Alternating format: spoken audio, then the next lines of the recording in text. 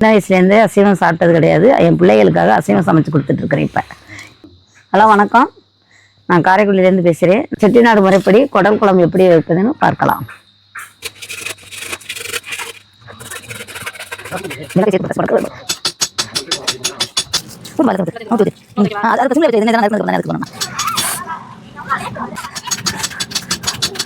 குடலை சுத்தமாக கழுவியாச்சு.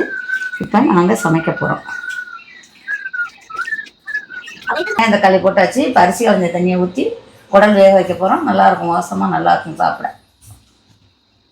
மஞ்சள் பொடி போட்டாச்சு. இப்போ இஞ்சி பூண்டு பேஸ்ட்டு போட்டு வேக வைக்க போகிறோம். உப்பு போட்டு வேக வைக்க போகிறோம். வேக வச்சாச்சு. இப்போ குடலை இந்த குடலை பார்க்க போகிறோம். சூப்பராக வந்திருக்கு.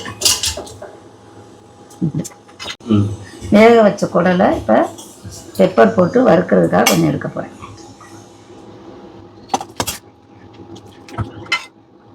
மசாலா தூள் போட்டுட்டோம். மிளகா மல்லித்தூள் போட்டாச்சு. உப்புக்கு கட்டை கிராம்பு ஏலக்காய் தேவையான அளவு போட்டாச்சு. குடலை இப்போ வறுக்க போகிறோம். கட்டை கிராம்பு போட்டாச்சு. அடுத்து வெங்காயம் தக்காளி குடலை போட்டாச்சு. குடலுக்கு தேவையான மிளகாத்தூள் மிளகு பெப்பர் சேர்த்துக்குவோம். உருளை கிண்டி குடலை இறக்கி வச்சிட வேண்டியது. செட்டிநாட்டு முறைப்படி குடல் குழம்பு குடல் வறுவல் செஞ்சாச்சு. குடல் குழம்பு ரெடி ஆயிடுச்சு.